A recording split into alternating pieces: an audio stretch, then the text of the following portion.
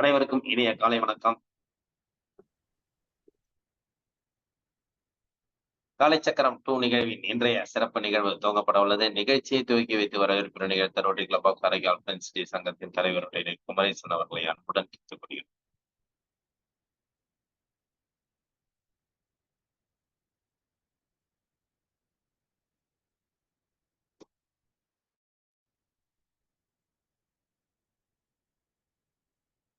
வீட்ல இருப்பாங்க, அட்மிட் பண்ணீங்க. வீட்ல இருக்கு.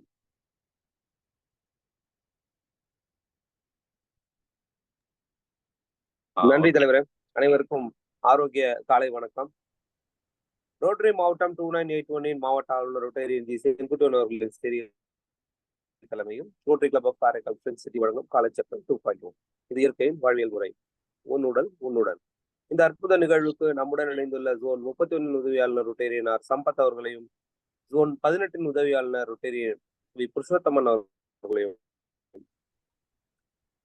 Rotary club of Karaikal friends சிட்டியின் செயலாளர் ரோட்டரியன் பி சிவசங்கர் அவர்களையும், காலைச்சக்கரம் திட்டத்தின் தலைவர் ரோட்டரியன் ஆர் குணபலன் ஐயா அவர்களையும், அடுத்த 3 நாட்கள் நம்முடன் இணைந்து இத்திட்டத்தை மிக சிறப்பாக நடத்த உள்ள ரோட்டரி கிளப் ஆஃப் வடலூர் சங்கத்தின் தலைவர் ரோட்டரியன் பி மனோ மகாராஜன் அவர்களையும், செயலாளர் ரோட்டரியன் டி சேகர் அவர்களையும், நமக்கு ஆசிரியர்களை மிக எளிமையாகவும் சிறப்பாகவும் பயிற்றுவித்துக் கொண்டிருக்கின்ற நமது ஆசான் ஜெகநாதன் ஐயா அவர்களையும், இந்த சிறப்பு அழைப்பாளராக வர இருக்கின்ற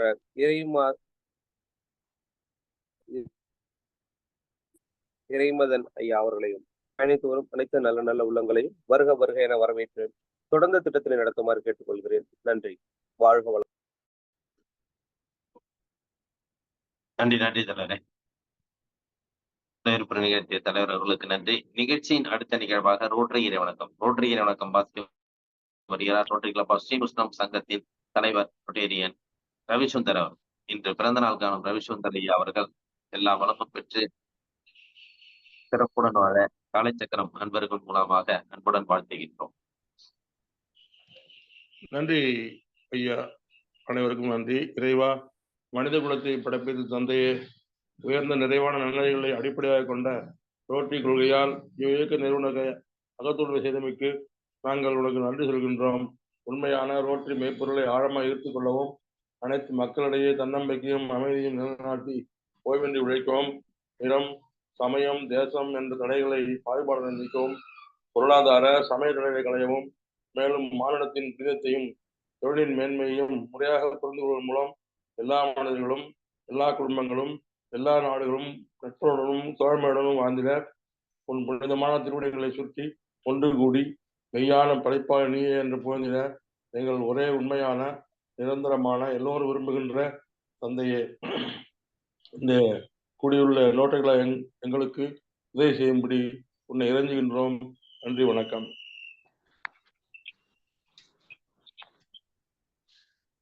நன்றி. ரோட்டரி வணக்கம் master. Rotary club of Srimushnam சங்கத்தின் செயலாளர் ரோட்டரி ரவிச்சந்திரன் அவர் நன்றிகளையும் வாழ்த்துக்களையும் தெரிவித்துக் கொண்டு நிகழ்ச்சியின் அடுத்த நிகழ்வாக இறைவேண்டுதலுக்கு ஆசான் ஜெகநாதனை அவர்களை அன்புடன் கேட்டுக்கொள்கிறேன். அனைவருக்கும் இனிய காலை வணக்கம். மண்ணும் நீ விண்ணும் நீ மறிகடல்கள் ஏழும் நீ என்னும் நீ எழுத்தும் நீ இசைந்த பன்னெழுத்தும் நீ. மண்ணும் நீ விண்ணும் நீ மறிகடல்கள் ஏழும் நீ என்னும் நீ எழுத்தும் நீ இசைந்த பன்னெழுத்தும் நீ. கண்ணும் நீ மணியும் நீ கண்ணுள் ஆடும் பாவை நீ நன்னும் நேர்மை நின்ற பாதம் நன்னுமாறு அருளிடாய். கண்ணும் நீ மணியும் நீ கண்ணுள் ஆடும் பாவை நீ நன்னும் நேர்மை நின்ற பாதம் நன்னுமாறு அருளிடாய். வாழ்க வளமுடன். நன்றி. அடுத்த நிகழ்வாக அடிப்படை வைகரை துயிலெழு. அன்னைக்கு வணக்கம், தந்தைக்கு வணக்கம், ஆசான் அவர்களுக்கு வணக்கம். வைகரை துயிலெழு. அன்னைக்கு வணக்கம், தந்தைக்கு வணக்கம், ஆசான் அவர்களுக்கு வணக்கம். வைகரை துயிலெழு. அன்னைக்கு வணக்கம், தந்தைக்கு வணக்கம், ஆசான் அவர்களுக்கு வணக்கம். வணக்கம் ஐயா, வெற்றி உறுதி. வணக்கம் ஐயா, வெற்றி உறுதி. வணக்கம் ஐயா, வெற்றி உறுதி.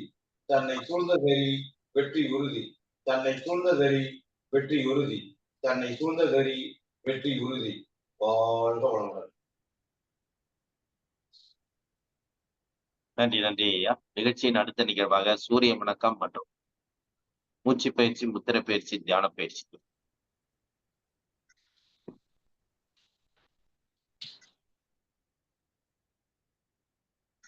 செய்யப்போற பயிற்சி சூரிய வணக்கம். சூரிய வணக்கம் 12 நிலைகளுக்கு தயார் நிலை 1.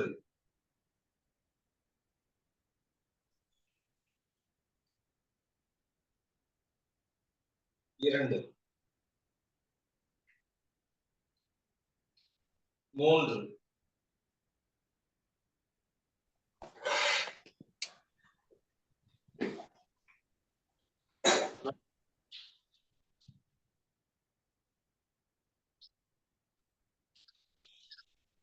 5,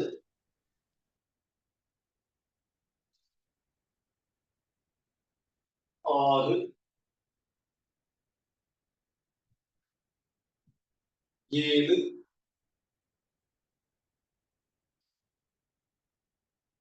8,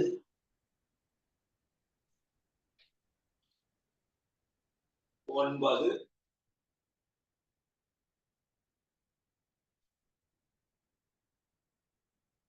10,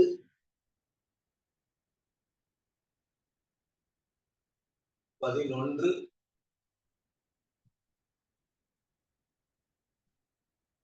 12.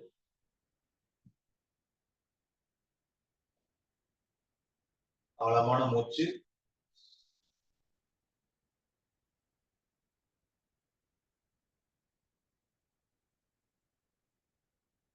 அமர்ந்த நிலை உட்கட்டாசனம்.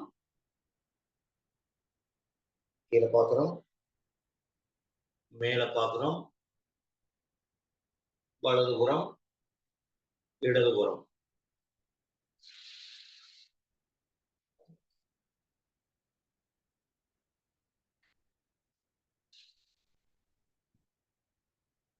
ஒரு ஆழமான மூச்சு.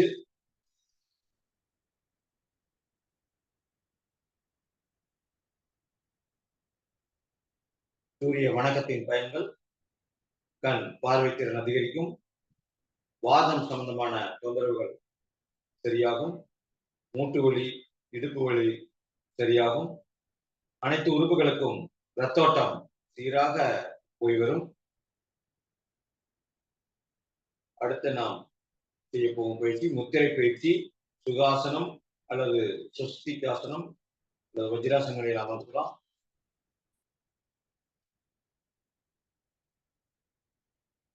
நம்ம வாத முத்திரை செய்ய போறோம். நம்ம நடுவிரலும் ஆள்காட்டி விரலையும் மடக்கி நம்ம கட்டை விரலுக்கும் கீழ் இருக்கிற அடிரேகையில வச்சுக்கிறோம். கைகள் நீட்டுறோம். நடுவிரலும் ஆள்காட்டி விரலையும் மடக்கி கட்டை விரலுக்கும் கட்டை விரல் இருக்கிற அடிரேகையில் வச்சுக்கிறோம். மற்ற சுண்டு விரல், மோதிர விரலை இரு கைகளையும் அப்படி நாம நீட்டி வச்சுக்கிறோம். முதுகுத்தண்டை நேரா வச்சுக்கிறோம். இந்த முத்திரை தொடர்ந்து 45 நிமிடம் செய்யலாம். இல்ல பிரிச்சு நாம செஞ்சுக்கலாம். 15 நிமிடம் 15 நிமிடம் ஒரு 3 முறை வச்சுக்கலாம். காலையில ஒரு 6 மணிலிருந்து ஒரு மதியம் ஒரு 3 மணிக்குள்ள நம்ம இந்த முத்திரையை செய்யற சிறப்பு. இது செய்யறப்போ நம்மளுக்கு வாதம் சம்பந்தமான அனைத்து தொந்தரவுகளும் சரியாகும். கழுத்து வலி, தலைவலி, மூட்டு வலி, நெஞ்சு வலி, உடம்பில் உள்ள அனைத்து வலிகளையும் சரி செய்யக்கூடிய ஒரு அற்புதமான முத்திரை இந்த வாத முத்திரை. மாதவிடாய் சம்பந்தமான தொந்தரவுகள் சரியாகும். உடல் எடை ஒரு சிலருக்கு குறைஞ்சுக்கிட்டே இருக்கும். அப்ப அந்த எடையை குறையாம பாத்துக்கிறதுக்கான ஒரு முக்கியமான முத்திரை இந்த வாத முத்திரை. நல்லா நிமிர்ந்து ஒதுக்குறோம். அப்படியே நாம கவனம் மூச்சு காற்றில் இருக்கட்டும்.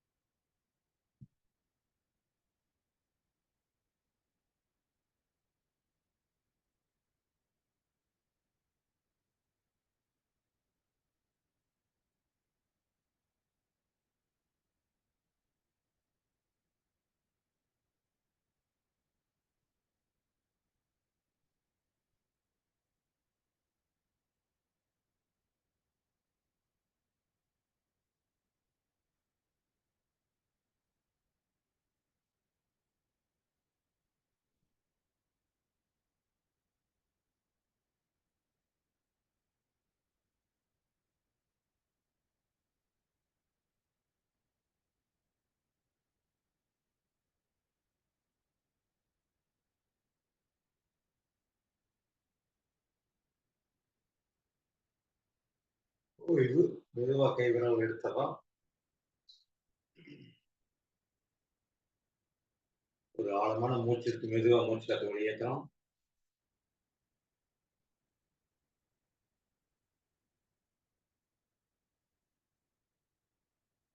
அடுத்ததாக மூச்சு பயிற்சி. மூச்சு பயிற்சியில இன்னைக்கு நம்ம அகப்புற மூச்சு பயிற்சி செய்ய போறோம். கைகள் இரண்டையும் கோர்த்துக்கிறோம், காப்பு முத்திரை கொடுக்கிறோம், முதுகுத்தண்டை நேரா வச்சுக்கிறோம், நல்லா நிமிந்து கோர்க்கிறோம். 2 முறை மூச்சு காத்தை இழுத்து 2 முறை வெளியேற்றணும். 2 முறை மூக்கு வழியா மூச்சு காத்து இழுத்து வாய் வழியா நம்ம வெளியேற்றணும். நல்லா வாயை நல்லா திறக்கணும், கண்ணை நல்லா உருட்டி முடிக்கணும். நான் ஒரு 2 முறை செஞ்சு காட்டுற பாருங்க, அப்புறம் போய்க்கலாம்.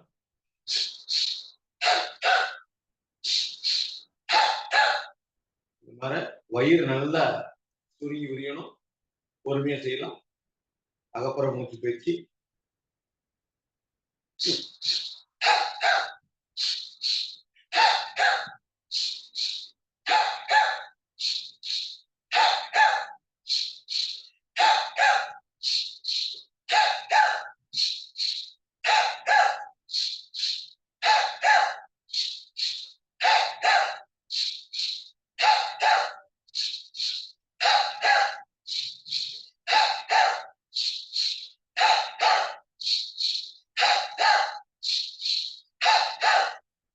ஓய்வு. 2 முறை ஆழமான மூச்சு எடுத்து மெதுவாக வெளியேற்றணும்.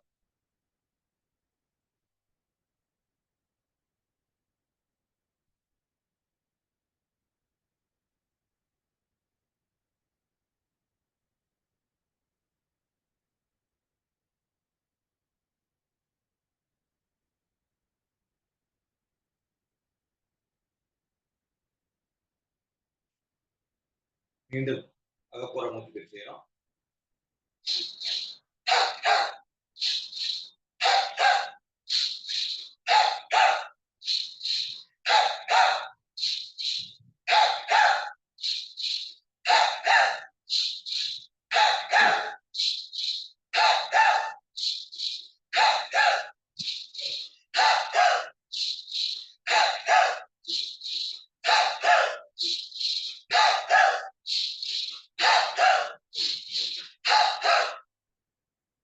ஓய்வு.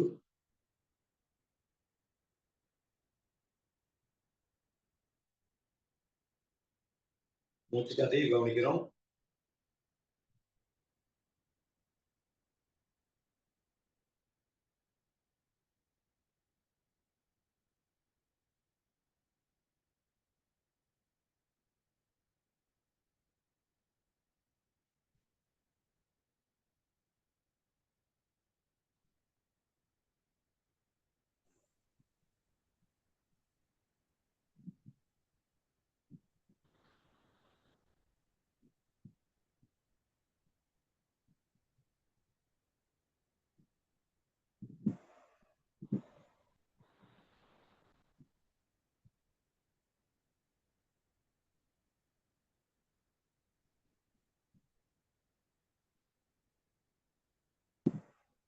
இந்த அகப்புற மூச்சு பயிற்சி செய்வதனால சக்கரை நோய் சரியாகும்.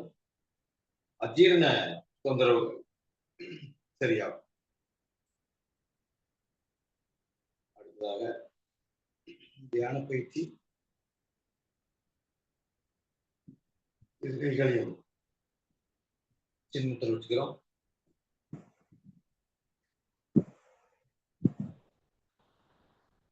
அப்படியே நம்ம கண்கள் மூடி வீட்டுல வெளியில கேட்கிற ஓசையை நம்ம கவனிக்கிறோம். கவன அமைதி தியானம். கவனமும் அமைதியும் கற்றலுக்கு அடிப்படை. கவனமும் அமைதியும் கற்றலுக்கு அடிப்படை.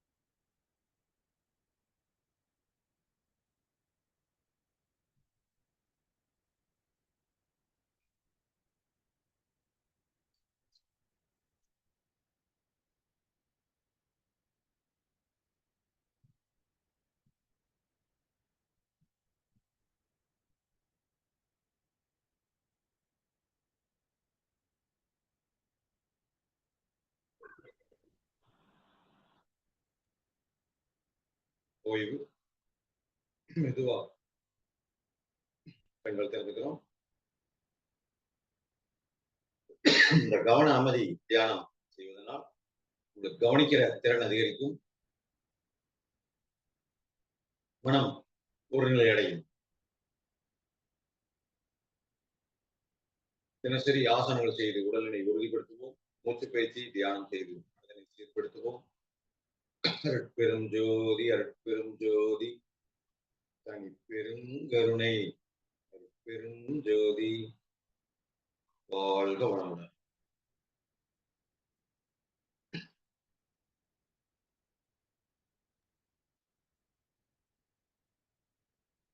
நன்றி நன்றி ஐயா. இன்றைய வேளையில் அற்புதமாக சூரிய வணக்கம் மற்றும் மூச்சு பயிற்சி, தியான பயிற்சி, முத்திரைப்பீடு பயிற்சிகள் அளித்து சிறப்பித்த ஆசான் ஜெகநாதன் ஐயாவும் நெஞ்சார்ந்த நன்றிகளையும் வாழ்த்துக்களையும் தெரிவித்துக் கொள்கிறோம். நன்றி நன்றி ஐயா. நிகழ்ச்சியின் அடுத்த நிகழ்வாக ஹீலர் பாஸ்கர் ஐயாவின் தினம்பொரு சிந்தனை ஆடியோ மூலம் கேட்க இருக்கிறோம்.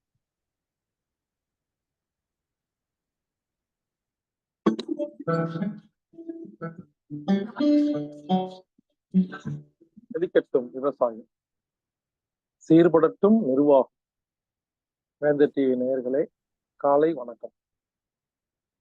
இன்று சாம்பார் வடையை சாப்பிட்டு பித்தப்பை கல்லை எப்படி கரைக்கிறது பார்க்க போறோம். கல்லீரல்ல எந்த வியாதி வந்தாலும் எப்படி சரி பண்றது பார்க்க போறோம். கல்லீரலும் பித்தப்பையும் ஒரே குடும்பங்க. லிவரும் கால் பிளாடரும் ஒரே குடும்பம்.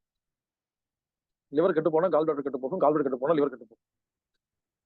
இங்க பாருங்க, லிவர் சம்பந்தமா கால் பிளாடர் சம்பந்தமா எதுவா இருந்தாலும் சரி, எதுவா இருந்தா என்ன, fatty liver, hepatitis B, hepatitis C, மஞ்சக்காமாலை, ஜாண்டிஸ், இப்படி நிறைய இருக்குது. இதெல்லாம் லிவர் சம்பந்தப்பட்ட வியாதி.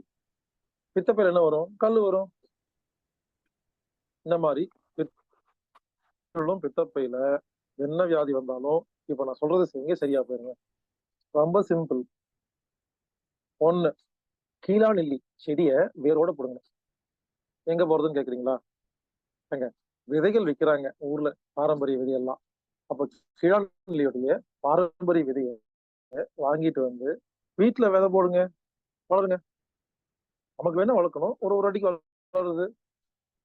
ஒரு அடிக்கு வளர்ந்தோடனே வேரோட புடுங்கணும். புடுங்கி கழுவி அம்மியில வச்சு அரைக்கணும். அரைச்சு மோர்ல கலந்து காலையில வெறும் வயிற்றுல சாப்பிடணும். டெய்லி சாப்பிடாதீங்க, ஓவர் கூலிங். வாரத்துல ஒரு நாள் சாப்பிடணும். சாப்பிட்டு வந்தா இந்த கல்லீரல் இருக்கு இல்லையா, அதுல எது இருந்தாலும் சரியா போகும். மஞ்சக்காமலை சரியா போகும். சொல்றாங்க ஹெப்படைட்டிஸ் பி, ஹெப்படைட்டிஸ் சி இதெல்லாம் குணமாகாதுன்னு சொல்றாங்க இல்லையா. கீழாநெல்லி சாப்பிட்டா குணம் ஆகுங்க. நீங்க கேட்கலாம், குணம் ஆகாதுன்னு சொல்ற வியாதியை நீ எப்படி குணமாகுன்னு சொல்லுவேன்னு கேட்டீங்கன்னா, குணம் ஆகுங்க. நீங்க கூகுள்ல போய் பாருங்க, ஒரு குறிப்பிட்ட நோய்க்கு இந்த வைத்தியம் குணமாகும் என்று ஊர் மக்கள் பேசிக் கொண்டிருக்கிறார்கள். இது சயின்டிபிக்கா நிரூபிக்கப்படவில்லை. அப்படின்னு எழுதியிருக்கோம். அப்படின்னு எழுதியிருந்தாவே அது குணமாகணும் இருக்கும். நீங்களும் சயின்டிபிக்கா நிரூபிக்க மாட்டீங்க. நாங்க சொல்றதையும் நம்ப மாட்டீங்க. அப்ப மக்கள் எப்பதான் குணமாவாங்க? புரிஞ்சுக்குங்க. கீழாநெல்லி வேரோட எடுத்து அம்மியில அரைச்சு மோர்ல கலந்து வாரம் ஒரு முறை சாப்பிட்டா பித்தப்பை கல்லு கரையும். கல்லீரல் சரியா போகும். ஜாண்டிஸ் சரியா போகும். லிவர்ல எந்த வியாதி வந்தாலும் சரியா போகும். செஞ்சு பாருங்க. சிம்பிளா தானே சொல்லியிருக்கிறோம். காசு பணமா கேட்டோம். அடுத்தது இந்த பித்தப்பையில கல்லுன்னு சொல்றாங்க இல்லையா? அதை கரைக்கிறதுக்கு அருமையான ஐடியாங்க. இங்க பாருங்க, டெய்லி சாயந்தரம் 4 மணிக்கு ஒரே ஒரு சாம்பார் வடை சாப்பிட்டா போதும். நீங்க சாம்பார் வடைக்கு அதுக்கு என்னங்க சம்மந்தம்னா சாப்பிட்டு பாருங்களேன், குணமாகுது. இங்க பாருங்க, இந்த பித்தப்பையில யாருக்கெல்லாம் கல் இருக்கோ சாம்பார் வடை பார்த்தா பிடிக்கும். சாப்பிடும் போது சாப்பிட்டே இருக்கலாம்னு தோணும். இன்னொன்னு வாங்கி சாப்பிடலாம்னு தோணும். ஏன்னா அதுதான் மருந்து. நமது உடம்பில் எந்த வியாதி இருக்கிறதோ அந்த வியாதிக்கு எந்த மருந்து வேணுமோ அந்த மருந்து நமது நாக்குக்கு பிடிக்கும் அப்படின்னு பார்த்தோமா இல்லையா? பித்தப்பையில கல் இருந்தா சாம்பார் வடை பிடிக்கும். சாம்பார் வடைன்னு என்ன?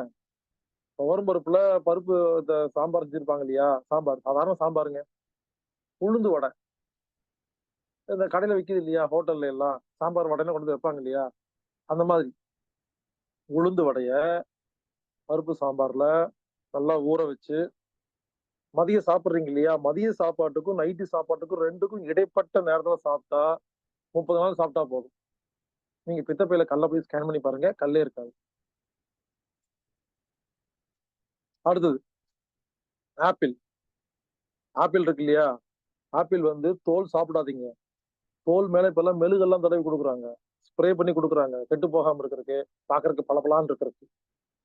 ஆப்பிள்ல மேல இருக்க தோலை எல்லாம் சீவிட்டு உள்ள சதை இருக்கு இல்லையா? பல்பி, அதை மட்டும் டெய்லி ஒரு ஆப்பிள் தோலை நீக்கிட்டு சதையை மட்டும் நல்லா மென்னு கண்ணை மூடி கூழ் மாதிரி அரைச்சு சாப்பிடுங்க. பித்தப்பை கல்லு ஒரு 30 நாள்ல இருந்து 60 நாள்ல கரைஞ்சு. இங்க பாருங்க, லிவரும் பித்தப்பையும் ஒண்ணுதான். இது ரெண்டும் ஒழுங்கா இருந்தாவே எல்லாமே எல்லாமே ஒழுங்கா இருக்கும். அதுக்கு இதான் வைத்தியம். ஒண்ணு, கீழாநெல்லி செடிய வேரோட புடுங்கி அம்மியில அரைச்சு மோர்ல கலந்து வாரத்துல ஒரு நாள் காலையில வெறும் வயித்துல சாப்பிடுறோம். 2, ஆப்பிள தோலை நீக்கிட்டு உள்ள இருக்கிற சதையை மட்டும் நல்லா கடிச்சு கூழ் மாதிரி அரைச்சு மென்னு டெய்லி ஒண்ணு சாப்பிடுறது. 3வது, சாம்பார் வடை அப்படிங்கிற சாம்பார் வடைய டெய்லி ஒரு சாயந்தரம் 4 மணி 5 மணி ரேஞ்சில டெய்லி ஒண்ணு பொறுமையா கண்ணை மூடி நல்லா மென்னு கூழ் மாதிரி அரைச்சு சாப்பிடுறது. இதை செஞ்சுட்டு வாங்களேன், வந்தீங்கன்னா லிவர் சுத்தமாயிருங்க. லிவருக்கு என்ன தெரியுமா பிடிக்கும்? புளிப்பு தாங்க பிடிக்கும். சொல்லுவாங்க புளி சேர்த்திக்காத உடம்பு கெடுதல்னு. புளி சேர்த்துக்கிட்டா தான் உடம்பு ஆரோக்கியமா இருக்கும். ஆனா நான் சொல்ற புளி நீங்க சாப்பிடுற இந்த புளியம்போல புளிப்பு இல்ல. நான் சொல்றத கேளுங்க. நான் புளி சாப்பிட சொல்லல, புளிப்பு சுவையை சாப்பிட சொல்றேன். லிவருக்கும் பித்தப்பைக்கும் புளிப்பு தாங்க மருந்து. யாருடைய உடம்புல புளிப்பு கம்மியாதோ லிவரும் பித்தப்பையும் கெட்டு போயிடும். பித்தப்பையில கல்லு வரும். புளிப்புங்கிறது எதில் இருக்குது? திராட்சை, ஆரஞ்சு, சாத்துக்கொடி, எலுமிச்சம்பழம், தக்காளி, இதெல்லாம் புளிப்பு. இந்த புளி நிறைய சேர்த்திக்கணுங்க. புளியம்பழ புளிப்பு மட்டும்தான் சேர்த்திக்க கூடாது. புரிஞ்சுக்குங்க. புளியம்பழத்தை புளிப்பு கூட சேர்த்திக்கலாம். புளியம்பழத்தை ஒரு இடுக்கில் எடுத்து நெருப்புல சுட வச்சு பயன்படுத்தினீங்கன்னா தோசை நீங்கும். நீங்க சுடாம பயன்படுத்தினீங்கன்னா அது உடம்புக்கு நோய் உண்டு பண்ணும். அதனாலதான் நம்ம தாத்தா பாட்டி சொல்லியிருக்கிறாங்க, புளியை சுட்டு பயன்படுத்து, உப்பை வறுத்து பயன்படுத்துன்னு. இப்படி எல்லாத்தையும் சொல்லி வச்சிருக்காங்க. எனவே பித்தப்பை கல்லீரலில் எந்த வியாதி வந்தாலும் கீழாநெல்லியும் சாம்பார் வடையும் ஆப்பிளையும் இயற்கையான புளிப்புகளையும் சாப்பிட்டு 100% கண்டிப்பாக நாம் குணப்படுத்த முடியும். இப்படி குணப்படுத்தி நமது கல்லீரலையும் பித்தப்பையும் பாதுகாப்பாக வைத்துக் கொண்டு நாம் ஆரோக்கியமாக வாழ்வோமாக.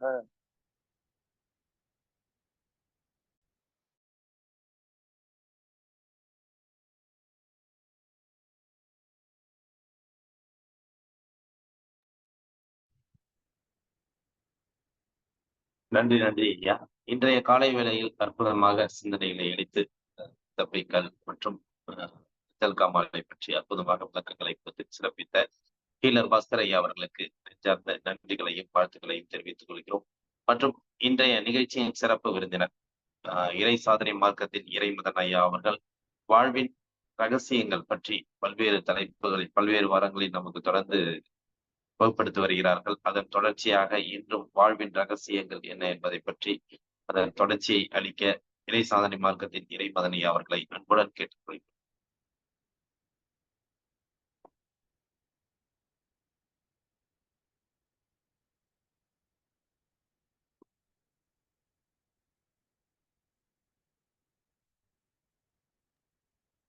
வாழ்க வளம்.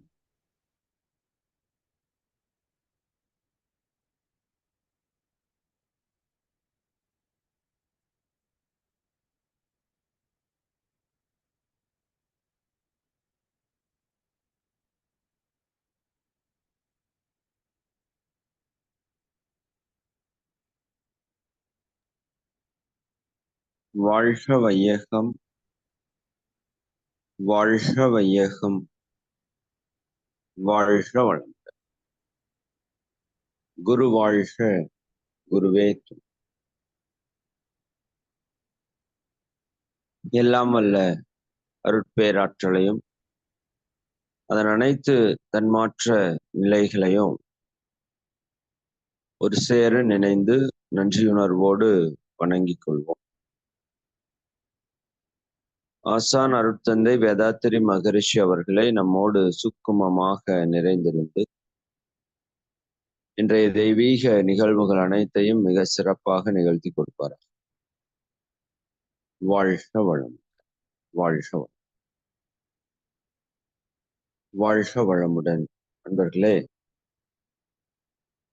நாம் வாழ்க்கை தத்துவம் என்ற ஒரு மிக உயர்ந்த ஒரு ஞானத்தை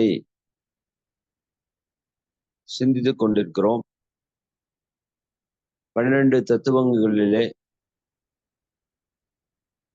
முதலாவதான பிரிவாக தேவைகள் 3, மனித வாழ்க்கைக்கான தேவைகள் 3 என்ற விதத்திலே நாம் முதல் தத்துவத்தை சென்ற வகுப்பிலே சிந்தித்தோம்.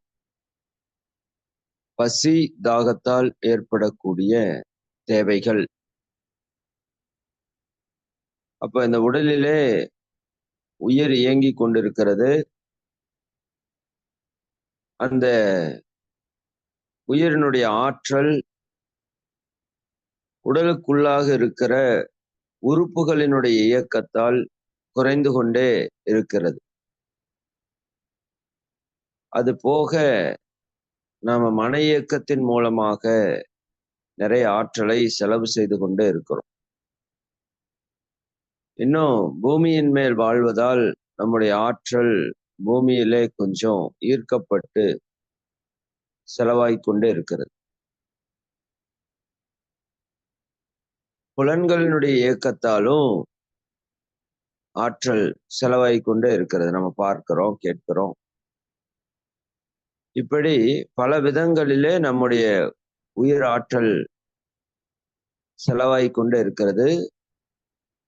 அந்த செலவை ஈடுகட்ட வேண்டியது நம்முடைய முதல் தேவையாக மகரிஷி அவர்கள் கூறுகிறார்.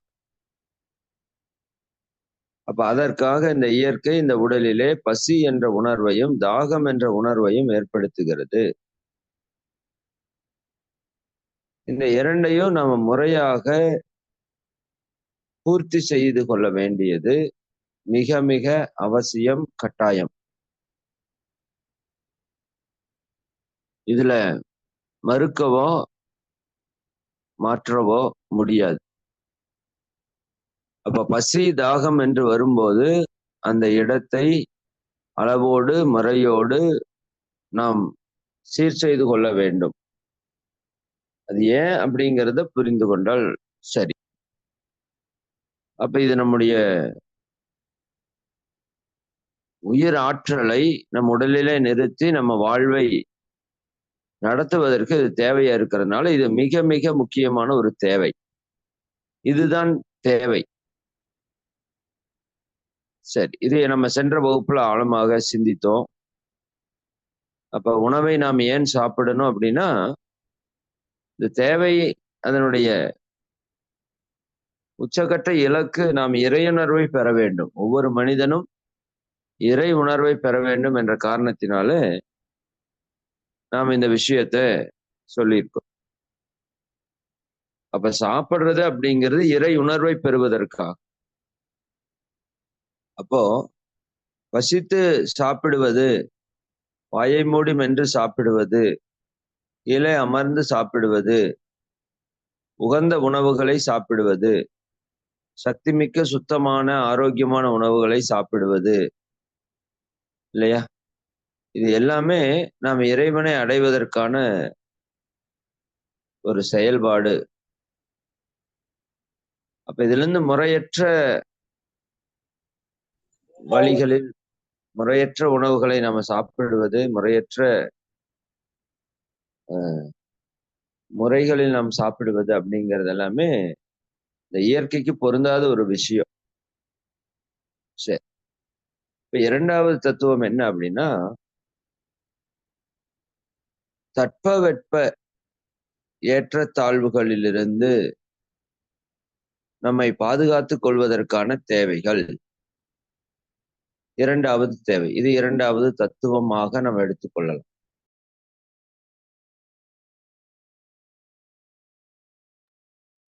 அதாவது இந்த பூமியில நம்ம வாழ்ந்து கொண்டிருக்கிறோம். நம்மை சுற்றி சீதோஷண நிலைகள் மாறிக்கொண்டே இருக்கிறது. வெயில் காலமாக இருக்கிறது, மழை காலமாக இருக்கிறது, குளிர்காலமாக இருக்கிறது இல்லையா? அப்ப அந்த தட்பவெட்ப நிலை மாறிக்கொண்டே இருக்கும்போது அதனால நம்ம உடல்ல சில தேவைகள் ஏற்படுகிறது. அப்ப அந்த தட்பவெட்ப சூழல்ல இருந்து நம்மை பாதுகாத்துக் கொள்வதற்காக சில விஷயங்களை நம்ம செய்தாக வேண்டியிருக்கிறது. அதை நாம் கட்டாயமாக செய்ய வேண்டும். உதாரணத்திற்கு, நாம உடை உடுத்துகிறோம், ட்ரெஸ் போடுறோம் எல்லாருமே. எதற்காக ட்ரெஸ் அப்படின்னு ஒரு கேள்வி வந்தது அப்படின்னா, உடலை மறைப்பதற்காக என்று நம்ம பொதுவா நினைக்கிறோம் இல்லையா? ஆக்சுவலா அது அப்படி அல்ல.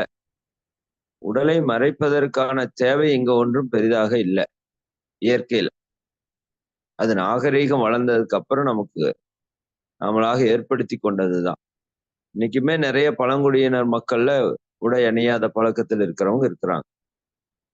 இப்போ உடையினுடைய நோக்கம் என்ன என்று நாம் சிந்திக்கும் போது, இந்த தட்பவெட்ப சூழல்ல இருந்து நம்மை பாதுகாத்துக் கொள்வதற்காகத்தான் உடை என்ற ஒரு விஷயத்தையே நமது முன்னோர்கள் கண்டுபிடிச்சாங்க.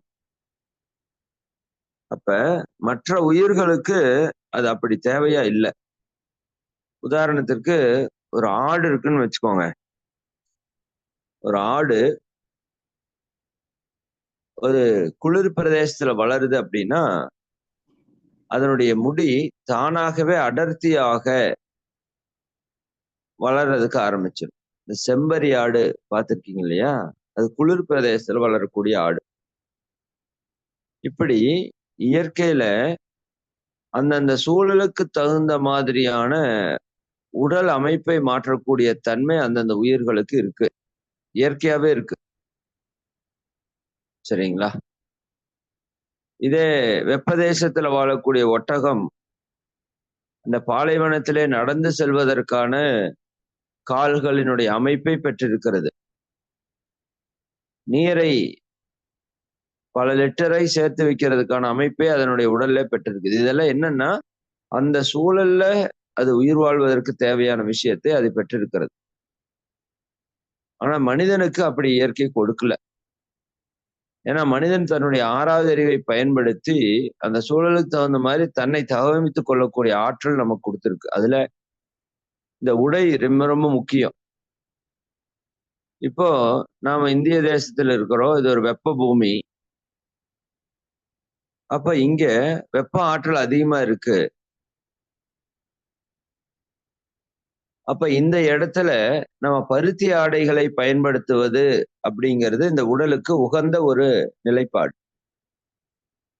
இதே ஒரு குளிர் தேசத்துல இருக்கிறவங்க அங்க ஒரு பாலிஸ்டரையோ ஒரு கோட் ஷூட்டையோ போடுவது என்பது அங்க இருக்கிற இந்த பண்பாடு கலாச்சாரம் இதனுடைய அடிப்படையில சிந்திச்சு பார்த்தோம் அப்படின்னா நமது முன்னோர்கள் நாம வாழ்ற பூமியில இயற்கையினுடைய தன்மை எப்படி இருக்கு, அங்க இருக்கிற சூழ்நிலைக்கு தகுந்த மாதிரி நம்முடைய வாழ்க்கையை அமைத்துக் கொள்வதற்கு தான் இந்த பண்பாடு கலாச்சாரம்ங்கிற விஷயத்தை எல்லாம் கொண்டு வந்தாங்க. அப்ப இங்க சில குறிப்பிட்ட உணவுகளை நாம சாப்பிடுவோம். உதாரணத்துக்கு பழைய சோறு அப்படிங்கிறது நம்முடைய மிக பிரதானமான உணவா இருந்தது. அப்ப இது வெப்ப தேசமா இருக்கிறதுனால பழைய சோறு உடலை குளிர்ச்சி செய்யக்கூடிய தன்மை கொண்டதாக இருந்தது. அப்ப இந்த தட்பவெட்ப நிலைக்கு தகுந்த மாதிரி உணவை எடுத்துக்கொண்டாங்க நம்ம முன்னோர்கள். இதே உணவை நீங்க போய் அமெரிக்கால உட்காந்துட்டு எடுக்க முடியாது. எடுத்தீங்கன்னா அது வேற மாதிரி ஆயிரும் உடலினுடைய தன்மை. அது போலவே எப்படி இங்க இருக்கிற உணவு அங்க பொருந்தாம இருக்குதோ அதே போல இங்க இருக்கிற உடை கலாச்சாரம் அங்க பொருந்தாது. இப்ப நாம இங்க வேஷ்டி சேலை கட்டிட்டு போவோம், இதுதான் நம்மளுடைய கல்ச்சர். அதுவும் பருத்தியில செய்யக்கூடிய ஆடைகளை நம்ம உடுத்துவது நம்முடைய பண்பாட்டுல இருக்குது. அப்ப ஏன் அப்படி இருக்குது? அப்ப இங்க இருக்கிற வெப்பநிலைக்கு தகுந்த மாதிரி நம்ம உடலையும் அது மறைத்து கொள்ளணும். ஆனா அந்த வெப்பத்துக்கு ஏற்ற மாதிரி அந்த உடை நமக்கு ஒரு நன்மையை செய்யணும் அப்படின்னா அங்க பருத்தி உடை மிக சிறந்தது. இதே பருத்தி ஆடை நான் போய் அமெரிக்காவில் நான் போய் வேஷ்டி கட்டிட்டு போவேன்னு சொல்லி போனோம்னா அது செயல்பாட்டுக்கு சரியா பொருந்தாது. ஏன்னா அங்க முழுமையான கடும் குளிரா இருக்கிறதுனால அந்த இடத்திலே நாம என்ன பண்ணணும், அந்த இடத்துல அதற்கான உடைகளைத்தான் நம்ம பயன்படுத்தும். அப்ப அது அங்க பண்பாடாக கொண்டு வந்தாங்க. அங்க கோட் ஷூட் போடணும், டை கட்டணும், ஷூ போடணும், தேவைப்பட்டா கிளவுஸ் போடணும் இல்லையா?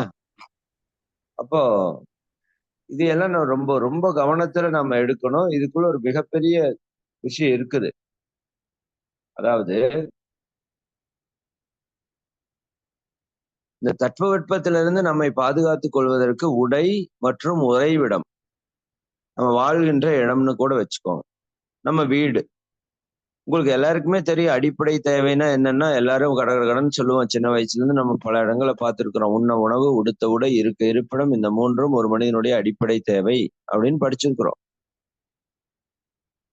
அப்ப உண்ண உணவு, உடுத்த உடை, இருக்க இருப்பிடம், இதுல உடுத்த உடை, இருக்க இருப்பிடம் இந்த இரண்டுமே இந்த புற சீதோஷண நிலைகள்ல இருந்து நம்மை பாதுகாத்துக் கொள்வதற்கு தான். ஏன்னா அந்த சீதோஷண நிலை அதிகமாகவோ கம்மியாகவோ வெப்பமோ ஏற்றத்தாழ்வுல இருக்கும்போது அது நம்ம உடலிலே பாதிப்பை ஏற்படுத்தி உயிரை போக்கக்கூடிய அளவுக்கு சக்தி கொண்டது. ஒரு கடும் குளிர்ல இருந்தோம்னா உயிர் போயிடும் இல்லையா? ஒரு கடும் வெப்பத்துல இருந்தோம்னா உயிர் போயிடும். அப்ப அந்த வெப்ப நிலையில இருந்து நம்மை பாதுகாத்துக் கொள்வதற்கு தான் வீடு அப்படிங்கிற ஒரு விஷயத்தை நாம ஏற்படுத்தி இருக்கிறோம். இன்னும் நம்ம வீட்டுல பயன்படுத்தக்கூடிய எல்லா பொருட்களும் அதற்காகத்தான். சரிங்களா? நைட்டு நீங்க தூங்கும் போது ஒரு பாயை விரித்து படிக்கிறீங்க அப்படின்னா இந்த பாயினுடைய தன்மை என்ன? பாய் கோரைப்புல்லால் ஆனது. கோரைப்புல்லுக்கு ஒரு அற்புதமான சக்தி இருக்கிறது. நம்ம உடலில வெப்பத்தை சமநிலைப்படுத்தக்கூடிய சக்தி. அப்ப இதே குளிர் தேசத்துல இருக்கிறவங்க கீழே பாயை விரிச்சு படுக்கலாமான்னா பாயை விரிச்சு படுத்தாலும் அவன் விரைச்சு போயிடுவான். அவனால அங்க படுக்க முடியாது. அப்ப அவன் தரையில படுக்க முடியாது. அப்ப அவன் என்ன பண்ணான், கீழே கடும் குளிரா இருக்குது. அப்ப ஒரு 2 அடி 3 அடிக்கு ஒரு கட்டிலையை ஏற்படுத்தி அந்த கட்டில மரத்துல பண்ணி, ஏன்னா அந்த அளவுக்கு அந்த பனி ஊடுருவாது அதுல. மரத்துல ஏற்படுத்தி அதுக்கு மேல ரெக்சின் என்று சொல்லக்கூடிய வெப்பத்தன்மை கொண்ட ஒரு பெட்டை உருவாக்கி அது மேல படுத்தான். ஏன்னா அங்க கடும் குளிர அவன் தாங்கணும் அப்படின்னா அந்த ரெக்சின்ல இருக்கிற சூடு அவனுக்கு தேவையா இருக்கு. அப்ப அவன் சோஃபா வச்சுக்கிட்டான். ஏன்னா கீழே உட்கார முடியாது, மேல உட்கார்ந்தான். அது சோஃபால ரெக்சின் போட்டான், சோஃபால உட்கார்ந்தான். உடல் சூட்டுக்கு அது பயன்பட்டது. சரிங்களா? அவன் சேர் பயன்படுத்தினான், அவன் டைனிங் டேபிள் பயன்படுத்தினான்.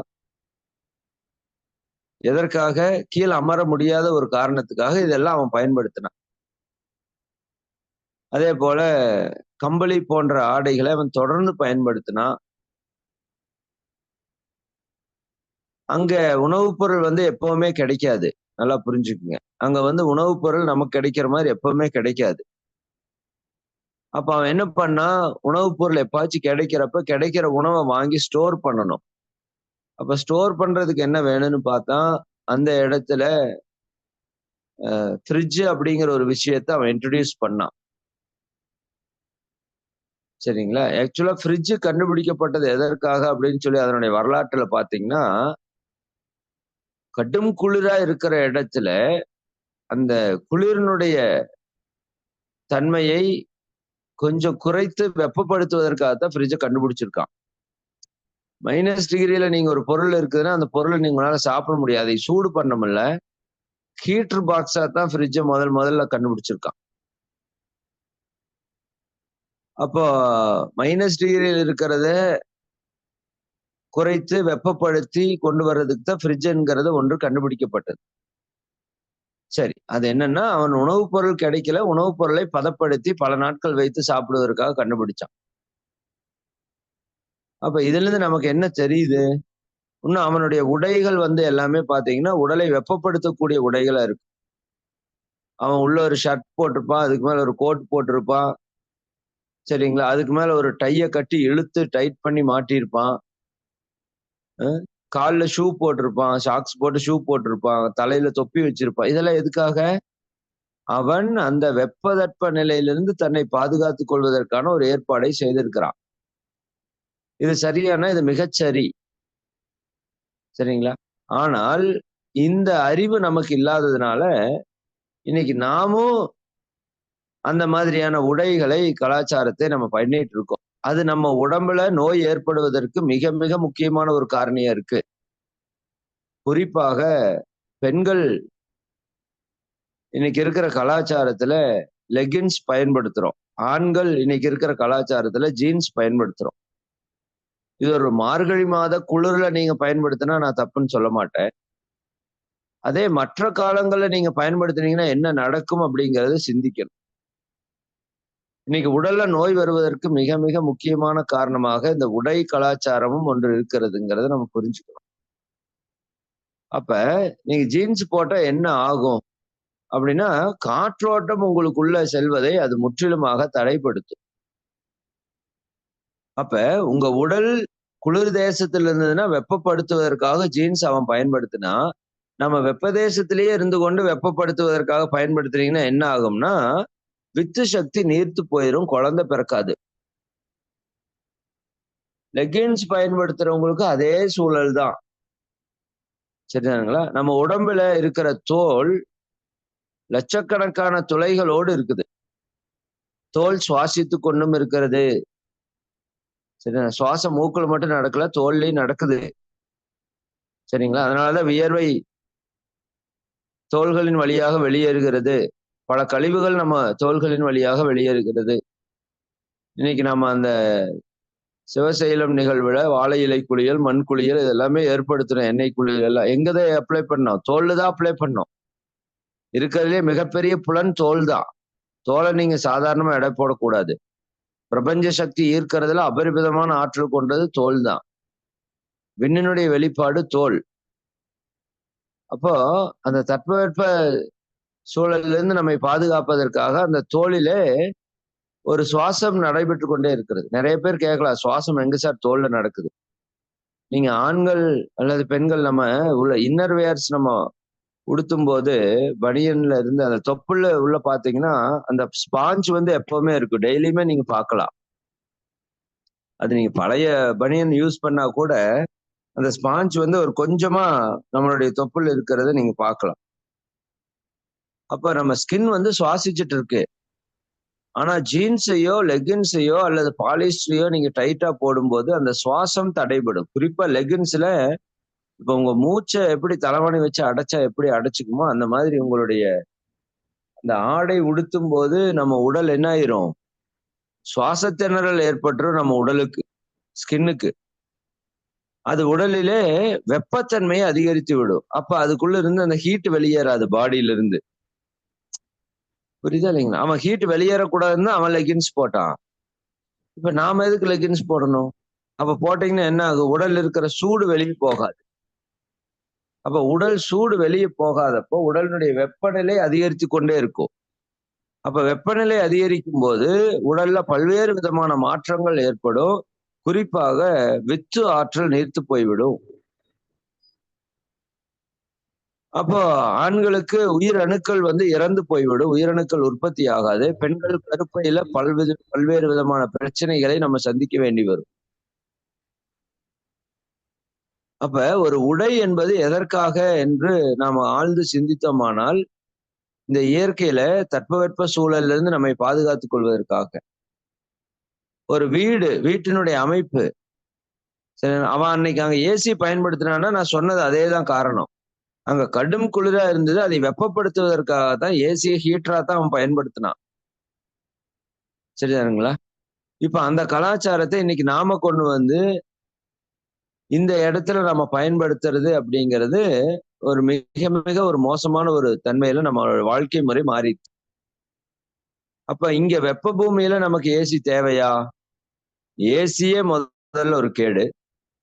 சரிங்களா? அதுல ஃபுல்லா கார்பன் மோனாக்சைடு இதை வெளிப்படுத்தி அது உடலுக்கும் உயிருக்கும் உபாதையை, ஆபத்தை, தொந்தரவை கொடுக்கக்கூடிய ஒரு விஷயமா இருக்குது.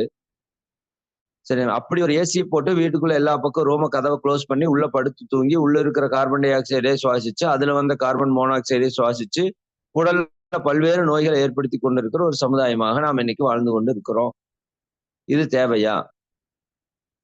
அப்ப எதற்காகன்னு நம்ம எப்பவுமே ஒரு கேள்வியை கேட்டுக்கொண்டே இருக்கணும்.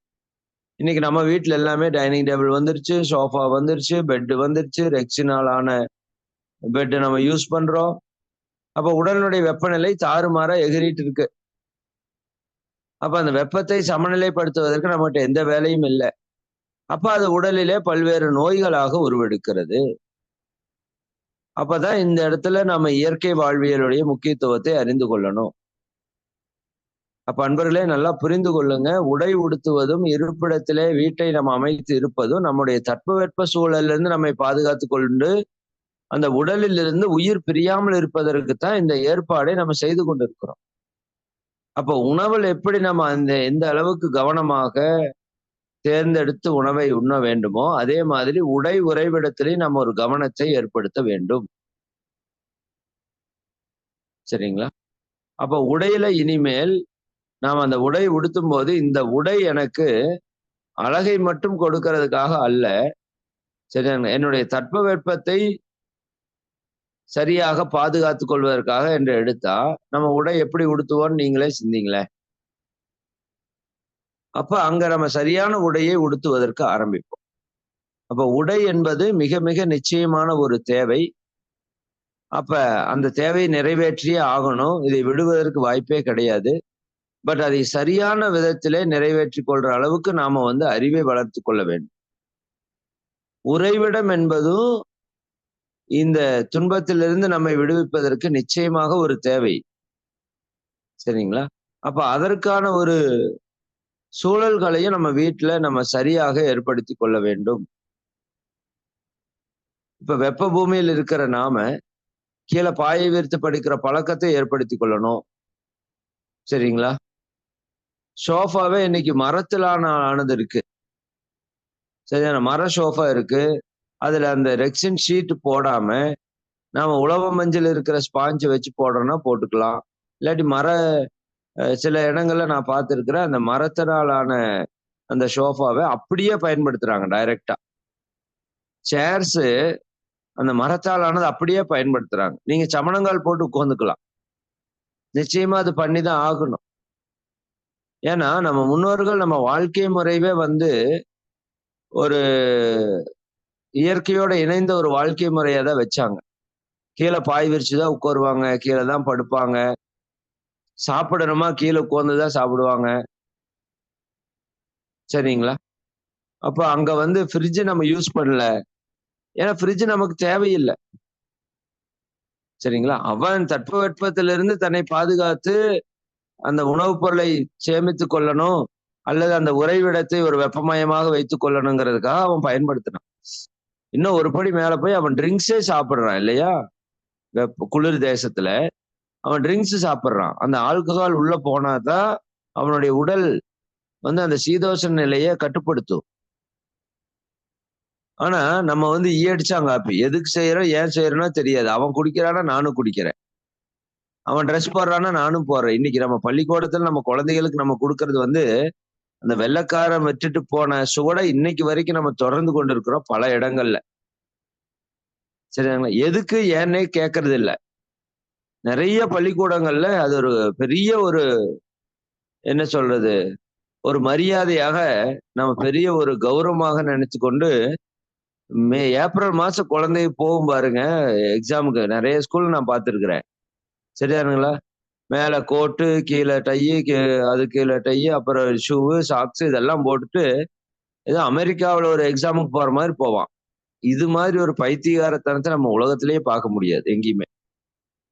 ஏங்க வெப்ப தேசத்துல வெப்பம் கொளுத்துறப்ப இங்க எவனாச்சும் ஷூ போட்டு போவானா? அறிவு இருக்கிறவன் எவனுமே செய்ய மாட்டான். புரியுதா இல்லைங்களா? அப்போ நாம இதை பண்ணிட்டு இருக்கிறோம்னா நம்ம எவ்வளவு ஒரு அறிவுகட்டத்தனமா இந்த செயலை செய்து கொண்டு இருக்கிறோங்கிறத நம்ம சிந்திக்கணும். இனிமேலாவது அதை மாற்றுவதற்கு நம்ம முயற்சி எடுக்கணும். ஆனா நம்ம வாழ்ற சமுதாய சூழல்ல நம்ம வந்து சிக்கி கிடக்கிறோம். இது சமுதாயத்தில் இருக்கிற ஒரு மிகப்பெரிய பிரச்சனை. அப்ப அதை நம்ம ஒரு சிலர் அறிவில் உயர்ந்தவங்க மாற்றுவதற்கு முயற்சி எடுத்தோம்னா சரியா இருக்கும். சரி பார்ப்போம். அப்ப அந்த நாட்டுல மது குடிப்பது கூட அங்க ஒரு கலாச்சாரமா இருந்தது. அவனுக்கு தேவையா இருந்தா நீங்க மது இல்ல விஷத்தையே வேணாலும் சாப்பிடலாம். தேவையா இருக்குதா அப்படிங்கிறது மட்டும்தான் இங்க கேள்வியா இருக்கு. சரிங்களா? அதே போல அவங்க வந்து ஒரு ஆண் பெண் இணைந்து ஒரு டான்ஸ் ஆடுறது, ஒரு இது பண்றது எல்லாமே அங்க ஒரு கலாச்சாரம் தான் அங்க. சரிதானுங்களா? ஏன்னா அவன் வந்து எப்படி சொல்றது பாலுணர்வு அவனுக்கு பெருசா தூண்டப்படாது இயற்கையாவே. அதனாலதான் அங்க இருக்கிறவங்களுக்கு குழந்தை பெருசா பிறக்கிறது இல்ல. வெளிநாடுகள்ல குளிர் பிரதேசத்துல இருக்கிறவங்களுக்கு குழந்தை பிறக்கிறது இல்ல. என்ன காரணம்? அப்ப அவனுடைய அந்த உடல்ல வெப்பநிலை சரியா இருந்தாதான் அங்க உயிரணு உற்பத்தியாகி குழந்தை உற்பத்தி ஆகும், பாலுணர்வே தூண்டப்படும் இயற்கையா. சரிங்க, நம்ம இதை பத்தி அடுத்த வகுப்புல டீப்பா பார்ப்போம். இந்த ஒரு செய்தி சொல்லி நிறைவு செய்யறேன். அப்ப இந்த பாலுணர்வு அப்படிங்கிறது ஒரு குறிப்பிட்ட வெப்பநிலை இல்லாம நம்ம உடல்ல அந்த இயக்கம் ஏற்படாது. அப்போ அவன் வந்து ஒரு டிஸ்கோத்திக்கு போனா, ஒரு டான்ஸ் பார்ட்டி வச்சான், போறப்ப ஆண் பெண்ணு 2 பேரும் கட்டி பிடிச்சிட்டு டான்ஸ் ஆடினாங்க அப்படின்னா அவனுக்கு ஒன்றும் உணர்வெல்லாம் தூண்டவே படாது. ஏன்னா உடலுடைய வெப்பத்தன்மை அப்படி இருக்குது. புரியுதா இல்லைங்களா? அப்ப அதெல்லாம் அவனுக்கு சர்வ சாதாரணம், சகஜம். அவனுக்கு ஒரு பெண்ணு அரைகுறை ஆடையில இருந்தா அவனுக்கு ஒன்றும் பெரிய உணர்வே தூண்டப்படாது. இது வந்து இயற்கையாவே அவனுக்கு இருக்கு. சரிங்களா? அப்போ இதெல்லாம் அந்த கலாச்சாரத்துக்கு பொருந்தக்கூடியது. இன்னைக்கு ஒரு முறை நான் பெங்களூருக்கு போயிருக்கிறப்போ அப்ப பார்த்தோம்னா அது பெங்களூரா இல்ல ஃபாரினாங்கிற மாதிரி எனக்கு ஒரு தாட்டு. ஏன்னா எல்லா அரைகுறை ஆடை, ஏன்னா பொம்பளை பிள்ளைகள்லாம் ட்ரௌசர் போட்டு சுத்திட்டு இருக்குதுங்க மேல பனியனை போட்டு. சரிதானுங்களா? அப்ப இது என்ன ஒரு கலாச்சாரம் நம்ம இல்லையா? அது அடிக்கடி எக்கோ ஆகுது போல. சரி, அப்ப இது எல்லாம் நம்ம சிந்திக்காததுனாலதான் இன்னைக்கு நிறைய நிறைய துன்பங்களை இந்த சமுதாயத்துல நம்ம வந்து பெற்றுக்கொண்டு இருக்கிறோம்.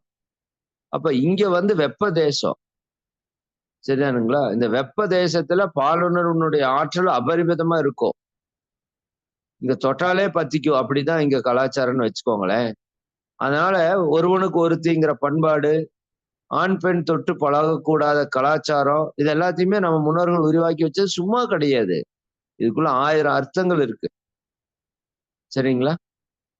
அப்போ இங்க அந்த மாதிரி கலாச்சாரத்தை தான் நம்ம பயன்படுத்தணும். இன்னைக்கு நம்ம பார்க்கிறோம் கல்லூரிகள்ல ஆணும் பெண்ணும் தொட்டு கொண்டு இருக்கிறத, உரசி கொண்டு இருக்கிறத. சரிங்களா? இன்னைக்கு நிறைய பள்ளிக்கூடங்கள்ல ஆங்கில கலாச்சாரத்தை இங்க உள்ள கொண்டு வர்றதுக்கு முயற்சி பண்றாங்க. அது சில இடத்துல நல்லதா இருந்தாலும் பல இடத்துல அது தீமை விளைவிக்கிறதா இருக்கு. சில பள்ளிகள்ல ஆணும் பெண்ணும் ஆணும் பெண்ணும் ஆணும் பெண்ணும் பக்கம் பக்கமா உட்காரணுங்கிற ஒரு கலாச்சாரம் இருக்கு. ஆனா இந்திய தேசத்துல அப்படி இல்லை. ஆண்களுக்குன்னு ஒரு தனி இடம், பெண்களுக்குன்னு தனி இடம்.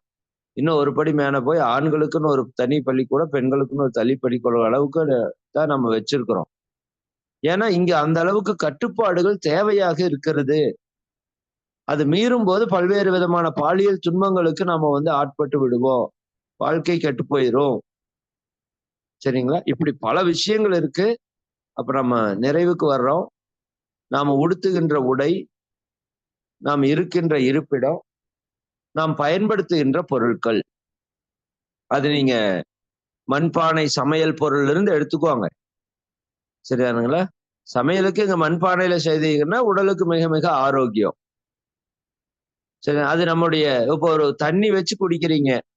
ஒரு பானையில வச்சு குடிச்சீங்க அப்படின்னா, அந்த பானை என்ன பண்ணும் பாருங்க. வெயில் காலத்துல குளிர்ச்சியா இருக்கும். சரி, குளிர் காலத்துல லைட்டா வெதுவெதுப்பா இருக்கும். பானையில் நீங்க வச்சு குடிச்சு பாருங்க. சரிங்களா? வெயில் காலத்துல தான் அது குளிர்ச்சியா இருக்கும். குளிர் காலத்துல அது இன்னும் குளிர்ச்சியா இருக்குமானா இருக்காது அது. இது பானையினுடைய தன்மை.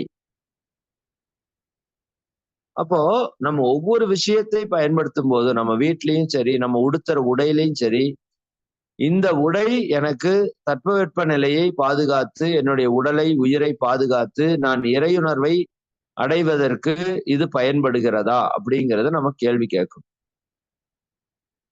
அப்படி கேட்டு அது ஆமாம் என்று சொன்னால் அதை நீங்க பயன்படுத்தணும். இல்லை என்று சொன்னால் அதை மாற்றி அமைத்துக் கொள்வதற்கு முயற்சி எடுக்கணும். அப்ப தட்பவெட்ப ஏற்றத்தாழ்வால் ஏற்படக்கூடிய தேவைகளை நாம் நிறைவு செய்து கொள்வதற்காக ஆடைகளையும் உறைவிடத்தையும் பயன்படுத்துகிறோம். உறைவிடத்திலே பல்வேறு விதமான பொருட்களையும் நாம பயன்படுத்துகிறோம். அதுல உணவும் ஒரு விதமான அடக்கம் தான் தட்பவெட்ப நிலையிலிருந்து நம்மை பாதுகாத்துக் கொள்வதற்காக. அப்ப இவற்றையெல்லாம் நாம் நிச்சயமாக முழுமையாக உபயோகித்தே தீர வேண்டும். இது கட்டாய தேவையாக இருக்கிறது. சரிங்களா? அது சரியாக முறையாக நாம பயன்படுத்தி கொள்ள வேண்டும் என்பதை மகரிஷி அவர்கள் 2வது தேவையில சொல்றாங்க. நம்ம அடுத்த வகுப்புல 3வது தேவை. 3வது தேவை என்னங்கிறத மட்டும் சொல்லிட்டு முடிச்சுக்கிறேன். 3வது தேவைன்னா உடல் கழிவுப் பொருள். நம்ம உடல்ல இருந்து 14 விதமான கழிவுப் பொருள் வெளியேறுகிறது.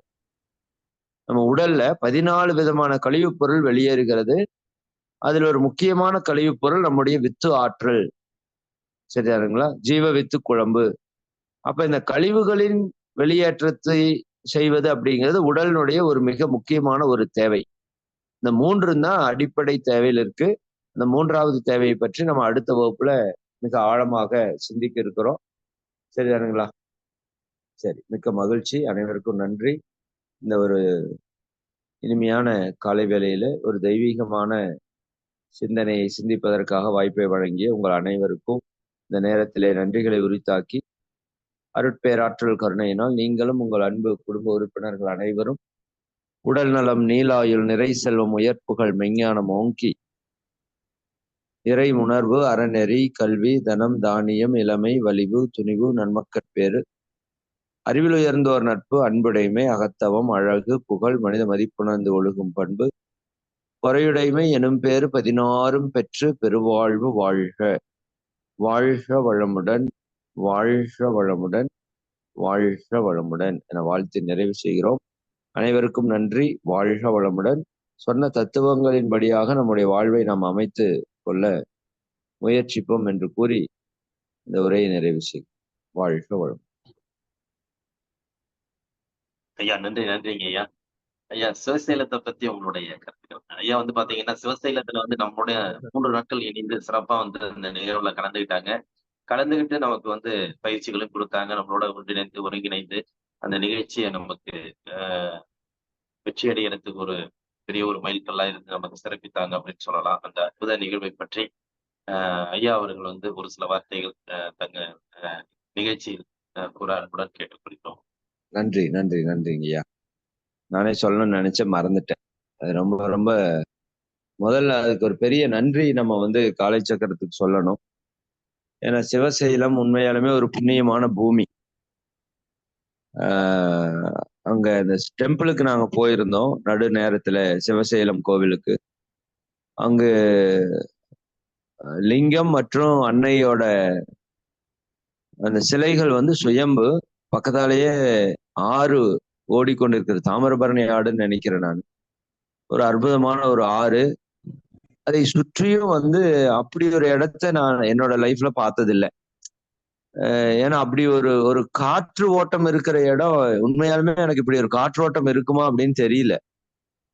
அதாவது நம்ம எப்பவுமே ஒரு பெரிய ஃபேன் நம்மளுக்கு சுத்தி ஓடிட்டு இருந்தா அந்த காற்று எப்படி ஒரு தன்மையோடு இருக்குமோ, அது வந்திருக்கிற எல்லாருமே அதை ஃபீல் பண்ணியிருப்பாங்க. நான் நிறைய இடத்துல மழைய ஃபீல் பண்ணியிருக்கிறேன், குளிர ஃபீல் பண்ணியிருக்கிறேன், வெப்பத்த ஃபீல் பண்ணியிருக்கிறேன்.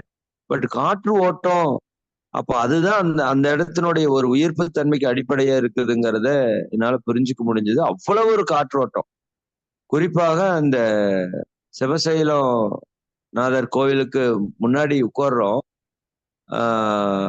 அந்த இடத்துல காற்று பார்த்தீங்கன்னா, ஒரு எப்படி சொல்றது? ஒரு புயலுக்குள்ள உட்கார்ந்திருக்கிற மாதிரி அந்த விசு விசு விசுன்னு அந்த காற்று, அதனுடைய ஆற்றல் அப்படி ஒரு இது இருக்கு. அது சுற்றியும் வந்து குற்றாலம் அந்த மலைச்சாரலுடைய தன்மை, அப்போ ஒரு தெய்வீகமான ரொம்ப ஒரு அற்புதமான அனுபவம் இருந்தது அந்த இடத்துல. அப்புறம் மிக முக்கியமாக காலைச்சக்கரத்துல 3+ நான் அடிக்கடி சொல்றது. 1 பல ஆசான்களுடைய அறிமுகம், பல ஆசான்களுடைய அறிவை பெறுவதற்கான வாய்ப்பு வேற எங்கேயுமே இந்த அளவுக்கு கிடைக்காது. காலைச்சக்கரத்தில் நமக்கு கிடைச்சிருக்கு. மிகப்பெரிய விஷயம். 2வது அந்த இடத்த வந்து அவங்க ஒன்லி பயிற்சிக்கு மட்டும் இல்லாம 2 in 1 மகரிஷி சொல்லுவாங்க, சுற்றுலா ரொம்ப ரொம்ப முக்கியம். மனித வாழ்க்கை எடுத்ததே இந்த உலகத்தை ரசித்து மகிழ்வதற்காக, கொண்டாடுவதற்காகத்தான் மகரிஷி சொல்லுவாங்க. ஏன்னா மனுஷனால மட்டும்தான் இந்த உலகத்தை ரசிக்க முடியும். அப்ப அந்த விதத்துல அவங்க இயற்கை சூழல்ல ஒரு அற்புதமான அருவி சுற்றியும் பாத்தீங்கன்னா அவ்வளவு அருவிகள். 2 அருவி கூட்டிட்டு போனாங்க. நாங்க 2 இடத்துலயும் குளிச்சோம். உண்மையாலுமே அது ஒரு நல்ல ஒரு பெஸ்ட் எக்ஸ்பீரியன்ஸ். அப்ப அந்த இயற்கை காட்சிகள் அங்க பாத்தீங்கன்னா சிவசைலம் போற வழி எல்லாமே அது வந்து மழை வேற பெஞ்சதுக்கு அப்படியே பசு பசு பசு பசுன்னு அப்படி ஒரு இயற்கை காட்சி. அப்ப நல்ல ஒரு இயற்கையோட இணைந்த ஒரு வாழ்வை நமக்கு வாழ்வதற்கு ஒரு வாய்ப்பு கொடுத்தாங்க. 3வது வந்து நம்ம காலை சக்கரம் அப்படிங்கிறதுல ஃபேமிலியோட வர்றதுக்கான ஒரு வாய்ப்பு. நான் சில இடங்களுக்கு போறப்ப ஃபேமிலியோட வர்றதுக்கு வாய்ப்பு இருக்காது. குழந்தைகள் கூட்டிட்டு வர்றதுக்கு வாய்ப்பு கொடுக்க மாட்டாங்க. ஏன்னா குழந்தைங்க வந்தா டிஸ்டர்ப் பண்ணிடுவாங்கன்னு. ஆனா அது இவங்க வந்து ரொம்ப எக்ஸலண்டா பிளான் பண்ணி, நம்ம நண்பன் ஐயா வந்திருக்கிறாங்க. எங்க போனாலும் ப்ரோக்ராம்ல அவர் வந்துடுறாரு. குழந்தைகளை பக்காவா ஹேண்டில் பண்ணிக்கிறாங்க. சில இடங்கள்லயாவது குழந்தைகளை ஹேண்டில் பண்ணுன்னு சொல்லுவாங்க. ஆனா குழந்தைங்க போர் அடிக்குது நம்மகிட்டயே திரும்பி வந்துருவாங்க. நான் போய் எனக்கு அனுபவங்கள்ல. ஆனா இங்க பாத்தீங்கன்னா குழந்தைகள் முழுக்க முழுக்க அவங்க டேக் ஓவர் பண்ணிக்கிறாங்க. அப்ப ஃபேமிலியோட நம்ம ஒரு அற்புதமான ஒரு சுற்றுலாவா கூடவே வந்து நம்ம வாழ்வை பற்றிய அத்தனை ஞானங்களையும் பெறுவதற்கான ஒரு வகுப்பாக அந்த வகுப்பு எல்லாருக்குமே இருந்திருக்கும். நிச்சயமா ரொம்ப ரொம்ப எனக்கு ரொம்ப ரொம்ப ஒரு சேஞ்சா இருந்தது. அந்த சிவசைலம் அங்க வந்து ஒரு இயற்கை உணவுலயும் நம்ம வந்து மாற்றம் பண்ணாலே எவ்வளவு நிகழும் அப்படிங்கிறது அங்க வந்து கேன்சர் பேஷண்ட் கூட வர்றாங்க அந்த இடத்துக்கு. அது ஒரு ட்ரீட்மெண்ட் சென்டராகவும் இருக்கு. அப்போ அந்த அளவுக்கு இயற்கை உணவுல வந்து விஷயம் இருக்குதுங்கிறத நம்மால தெரிந்து கொள்ள முடியுது. இன்னும் பல ஆசிரியர்களுடைய தொடர்பு, அவர்களுடைய விளக்கம், இப்படி வந்து சிந்தனைக்கும் அங்க விருந்து. வாழை இலை குளியல், மண் குளியல் எல்லாம் பாத்தீங்கன்னா இந்த தடவை வாழை இலை குளியல் ரொம்ப எக்ஸலண்டா இருந்தது. வெயில்ல வந்து போட்டு நல்லா அந்த உடல்ல இருக்கிற கழிவுகள் மொத்தமா வெளியேறதுக்கு, மனதில் இருக்கிற கழிவுகள் வெளியேறதுக்கு ரொம்ப குறிப்பா வந்து சிற்பி யோகா சிந்தனை நான் காலை சக்கரத்துல கொடுத்தேன். அது எனக்கு ஒரு வாய்ப்பு கொடுத்ததுக்கு இந்த இடத்துல நன்றி சொல்லணும். ஏன்னா அந்த சிற்பி யோகா வந்து இப்போ எல்லா மக்களுமே பண்றாங்களா இல்ல பர்டிகுலர் மக்கள் பண்றாங்களே தெரியல. ரொம்ப எக்ஸலண்டா பண்றாங்க. வந்திருக்கிறவங்க எல்லாருமே ரொம்ப சூப்பரா பண்ணாங்க. எனக்கே அதை முடிச்சோன்னே ஒரு ஆத்ம திருப்தி. அது எப்பவுமே கிடைக்காது.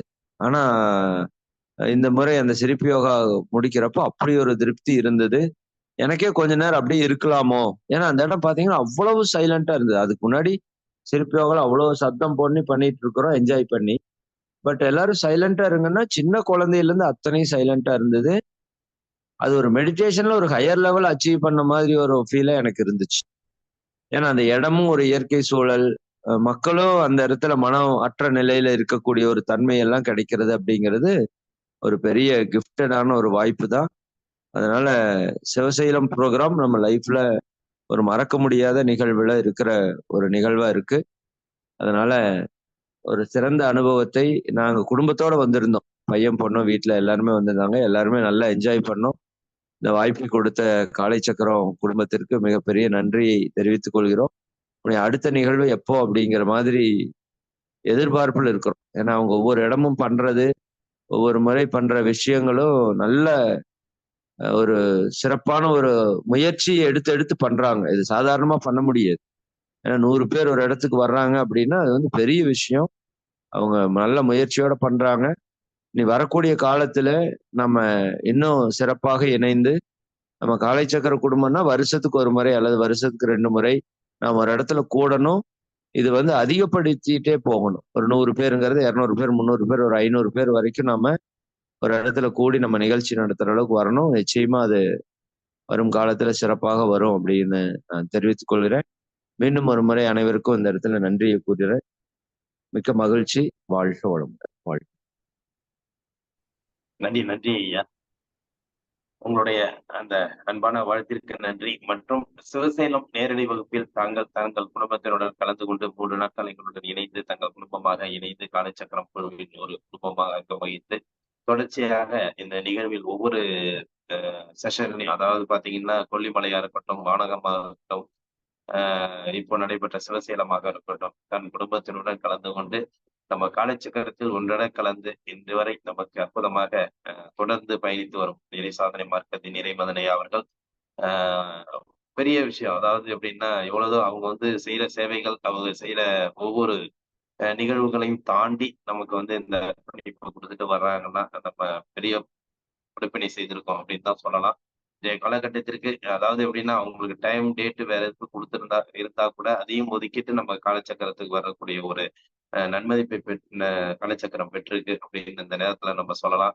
தொடர்ந்து நமக்கு வந்து சிறப்பாகவும் பல்வேறு முறை பயிற்சிகளையும் அவங்க தொடர்ந்து கொடுத்துக்கிட்டு இருக்காங்க.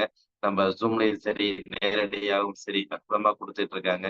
இந்த வகையிலே நமக்கு இந்த காலச்சக்கரம் நிகழ்வில் இன்றைய சிறப்பு விருந்தினராகவும் கலந்து கொண்டு தொடர்ந்து நமக்கு பல்வேறு விஷயங்களையும் நமக்கு ஒரு பல்வேறு கருத்துக்களையும் கூறி இந்த காலச்சக்கரம் மேன்மேலும் வளர்வதற்கு ஒரு நல்ல அறிவுரைகளையும் கூறி சிறப்பித்து வரும் ஐயா சொன்னது போல் அடுத்த ஒரு தூண்டுதலை ஏற்படுத்த, அடுத்த நிகழ்வு எப்ப நடக்க போகுது அப்படிங்கிற தூண்டுதலை ஏற்படுத்துற அளவுக்கு அந்த நிகழ்வு இருக்கு அப்படிங்கிற ஒரு எங்களுக்கும் ஒரு உற்சாகத்தை கொடுக்குற மாதிரி இருக்குது. ஐயாவோட வார்த்தைகள் எல்லாமே சந்தோஷமா இருக்குது.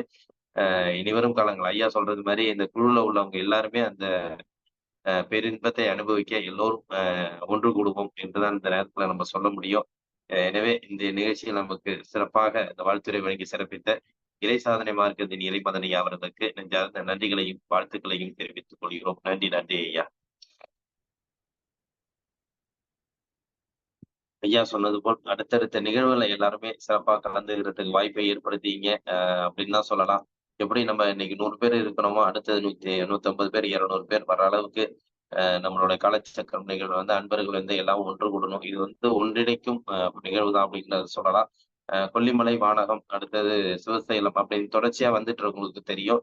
இது ஒரு குடும்ப விழா, குடும்ப பங்களிப்பு, குடும்ப ஒற்றுமை அப்படிங்கிறத பத்தி அவங்களுக்கு மனசுல கண்டிப்பாக அந்த எண்ணங்கள் ஏற்பட்டிருக்கும் அப்படின்னு தான் சொல்லலாம். ஏன்னா எங்கெங்கே யாரோ இருந்துகிட்டு நம்ம இந்த நிகழ்ச்சியில கலந்துட்டு சிறப்பிக்கிற நம்ம ஒரே இடத்துல வந்துட்டு நம்ம அங்க எண்ணங்களை பதிவைக்கல, எல்லாரும் பார்த்து சந்தோஷப்படக்குள்ள நமக்கு அந்த ஏதோ ஒரு உறவினர்களை பார்த்து சந்தோஷப்படக்கூடிய அந்த ஒரு அற்புதமான ஆனந்தமான ஒரு நிகழ்வு தான் நமக்கு எல்லாருக்கும் கிடைக்குது அப்படிங்கிறத இந்த நேரத்துல தெரிவிச்சுக்கிறோம். கண்டிப்பாக இனி வரும் காலங்களில் இப்ப இந்த 100 பேர் வந்திருக்கீங்கன்னா அடுத்தது இந்த 100 பேர் இல்லாம இன்னொரு 100 பேர் வரணும். தொடர்ச்சியாக உங்களுடைய பயணங்கள் இந்த காலச்சக்கரத்தில் இருக்க வேண்டும் என்று அன்புடன் கேட்டுக்கொள்கிறோம். நான் தான் சிவசேலம் போயிட்டு வந்துட்டேன், அவங்க அதாவது கொல்லிமலை போயிட்டு வந்துட்டேன், அந்த ஆசான்கள் தான் வர போறாங்களே, வானகத்துக்கு போயிட்டு வந்துட்டு அவங்க தான் திருப்பி வந்து பாடம் எடுக்க போறாங்க, அடுத்து சிவசேலம் போயிட்டு வந்துட்டா திருப்பி அவங்க தான் வர போறாங்க அப்படிங்கிற கருத்துக்கள் இல்லாம எல்லாரும் வந்து அதாவது எப்படின்னா திரும்ப திரும்ப நம்ம எந்த அளவுக்கு அந்த விஷயத்தை உள்வாங்கிக்கிறோமோ, ஏன்னா வந்து தொண்ட புதையலுங்கிற மாதிரி எந்த அளவுக்கு நம்ம வந்து அவங்கள்ட்ட கருத்துக்கள் இருக்கும் நம்ம வாங்குறதுக்கு தான் ரெடியா இருக்கிறோம். அதனால வந்து அவர்களுடைய கருத்துக்கள் நமக்கு இன்னும் தேவை. அவர்களுடைய ஒவ்வொரு விஷயங்களும் நம்ம இன்னும் உள்வாங்க வேண்டிய பொறுப்புகள் இருக்கிறது. கடல் அளவு உள்ள இடத்துல வந்து என்னுடைய இந்த நிகழ்வை வந்து சிறப்பா நீங்க வந்து ஏற்படுத்தி கொடுக்கணும். இந்த நிகழ்வு என்பது வந்து இன்னைக்கு வெற்றி நிகழ்வா அமையறதுக்கு மெயின் காரணமே வந்து பாத்தீங்கன்னா, இந்த குழுல உள்ள அனைத்து அன்பர்களும் தான் அப்படின்னு நான் சொல்லலாம். ஏன்னா வந்து இன்னொன்னு என்னன்னா, நம்ம வந்து சிவசேருக்கு வந்து இந்த நிகழ்ச்சிய வந்து ஏற்படுத்துறதுக்கு அந்த கடைசி கட்டம் வரைக்கும் உங்களோட பதிவுகள் இருந்ததும் எங்களுக்கு ஒரு சுணக்கமா இருந்துச்சு. ஏன்னா பதிவுகள் என்பது வந்து காலச்சக்கரத்துல உள்ளவர்கள் வந்து உற்சாகமா நான் வந்துடுறேன் அப்படிங்கிற ஒரு அடுத்தடுத்த விஷயங்கள கொண்டு வாங்க. உங்களுக்காக தான் நாங்க இந்த நிகழ்வ சிறப்பா கொண்டு போறோம் அப்படிங்கிறத இந்த நேரத்துல தெரிவிச்சுக்கிறேன். ஏன்னா கடைசி நாள் அன்னைக்கே பார்த்தீங்கன்னா, ஒரு 30, 40 பேர் அங்க வந்து பதிவு பண்றாங்க. அது மாரி இருக்கவங்கலாம் எங்களுடைய பதிவுகள் வந்து வராங்களா? இல்லையா? அப்படிங்கிற ஒரு சூழ்நிலைகளும் ஒரு நேரத்துல ஏற்படும். அது வந்து மற்றவர்கள் இருந்தா பரவால்ல. காலச்சக்கரத்துல உள்ள அன்பர்கள் வந்து முன்கூட்டியே உங்களுடைய பதிவுகளை இடுங்கள். இது தொடர் பயணங்களாக இருக்கட்டும். தொடர்ந்து இந்த காலச்சக்கரம் நிகழ்வு நம்ம நடக்கிறதுக்கு வந்து பார்த்தீங்கன்னா, உங்களுடைய ஒத்துழைப்பு வேண்டும். உங்களுடைய ஒத்துழைப்பு என்பது என்ன என்றால், எப்படி நம்மளுடைய திட்டங்கள் தீட்டப்படுகிறோமோ, அனைத்திற்கும் நீங்கள் ஒத்துழைத்து, நீங்களும் கலந்து கொண்டு, இது ஒரு ஏதோ நடத்துறாங்க அப்படிங்கிற மாரி இல்லாம, இந்த நிகழ்ச்சியில போனா நம்ம ஒரு சந்தோஷமா இருந்துட்டு, எல்லா விஷயத்தையும் கத்துக்கிட்டு, ஒரு இயற்கை வாழ்வியல் முறையை வாழ்ந்துட்டு வரலாம் வருஷத்துக்கு ஒரு நட. நம்ம ஒரு குடும்ப சகிதமா ஒரு டூர் போற மாரி, காலச்சக்கரம் குழு வந்து ஒரு அருமையான ஒரு குடும்ப விழாவை ஏற்படுத்துது அப்படிங்கிற எண்ணங்கள் இனி அனைவருக்கும் தோன்ற வேண்டும், எண்ண வேண்டும், வர வேண்டும் என்று இந்த நேரத்திலே கேட்டுக்கொண்டு, அனைவரும் தொடர்ந்து இந்த காலச்சக்கரம் நிகழ்வு பயணியுங்கள். தொடர்ந்து நம்ம அனைவரும் சிறப்பாக நல்ல செய்திகளோடு, நல்ல விஷயங்களோடு கொண்டு செல்வோம் என்று அனைவருக்கும் இந்த நேரத்தில நன்றி நன்றி தெரிவித்துக் கொள்கிறோம். நன்றி. இந்த நிகழ்வுகளை சிறப்பாக நடித்துக் கொண்டிருக்கும் rotary club of Karaikal friends city சங்கத்திற்கும் மற்றும் இன்று நம்முடன் இணைந்து பணியாற்றிய ரோட்டரி கிளப் ஆஃப் வடலூர் சங்கத்திற்கும் மற்றும் ஆசனங்களை அளித்து சிறப்பித்த ஆசான் ஜெகநாதன் ஐயா அவர்களுக்கும் இந்த சிறப்பு விருந்தினராக கலந்து கொண்டு சிறப்பித்த சாதனை மாவட்டத்தின் இறைமதன் ஐயா அவர்களுக்கும் மற்றும் நிகழ்ச்சியிலே கலந்து கொண்டு சிறப்பித்துக் கொண்டிருக்கும் அனைத்து நல்வுள்ளங்களுக்கும் இந்த காலை வேளையிலே மீண்டும் நாளை காலை நல்லது நிகழ்வில் சந்திப்போம் என்று நன்றி கூறி விடைபெறுகிறோம். நன்றி, வணக்கம். வாழ்க வளமுடன், வாழ்க வளமுடன், வாழ்க நலமுடன்.